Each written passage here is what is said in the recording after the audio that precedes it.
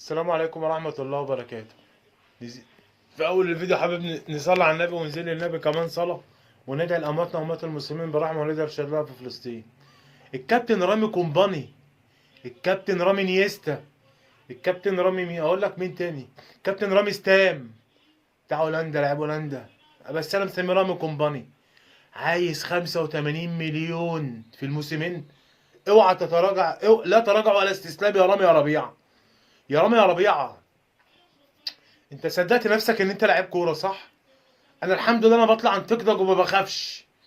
وناس كتير كانت تقعد تقول لي انت بتنتقد رامي ربيعه ليه؟ لا يا باشا، انا راجل لعبت كوره وبفهم في الكوره كويس وعارف اللي قدامي ده. انا عارف رامي ربيعه ده من ساعه ما كان بيلبس بامبرز. ها، رامي ربيعه ده كنت بقول عليه اهوج، لعيب اهوج ملوش حل تاني. شفت ضربه الجزاء اللي عملها في الماتش الاخير؟ لعيب واخد الكوره وطالع بره اصلا، يعني حتى وقت ما يعمل حاجه هيعملها عرضيه.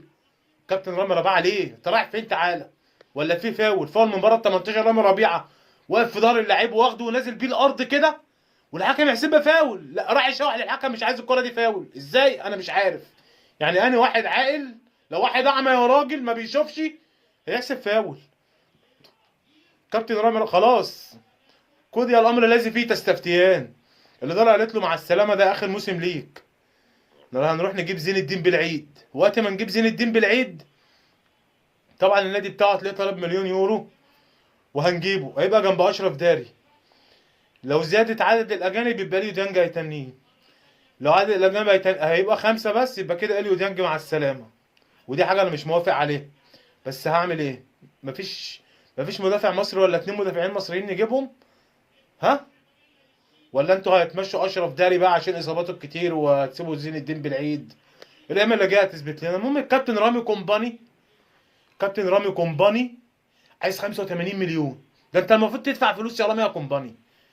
انت المفروض تدفع لنا اشتراك شهري ان انت تلعب في النادي الاهلي واحنا بنتفرج عليك. يعني ابو تريكه كان قالها لميسي، ساله كده على الهوا هو في البين سبورت، قال له هو انت لما بتتفرج على نفسك كده زينا بتتمتع زينا؟ فانا عايز اقول لك يا رامي يا ربيعه، هو انت لما بتتفرج على نفسك كده زي ما احنا بنتفرج عليك بتتقرف قوي كده زي ما احنا بنتقرف ونقعد نسب لك؟ انا عايز اسالك السؤال ده، انا عايزك تطلع تجاوبني عليه. احنا دلوقتي لما بنتفرج عليك بنتقرف وبنسب وبنلعن وبنسخط وربنا يسامحنا. انت بقى لما بتتفرج على نفسك بتعمل ايه؟ بتعمل زينا ولا انت بتبقى مبسوط بنفسك؟ مع السلامة يا رامي يا كومباني يا راجل. ده انا كل جماهير الاهلي بتتمناها اليوم ده يا راجل. وعلي معلول قالها قبل كده، قال لك التورته الجايه بتاعت رامي ربيعه. والله انت ملك يا علي يا معلول، والله انت ملك، انت في الحته الشماليه يا علي يا معلول. سلام يا رامي يا كومباني.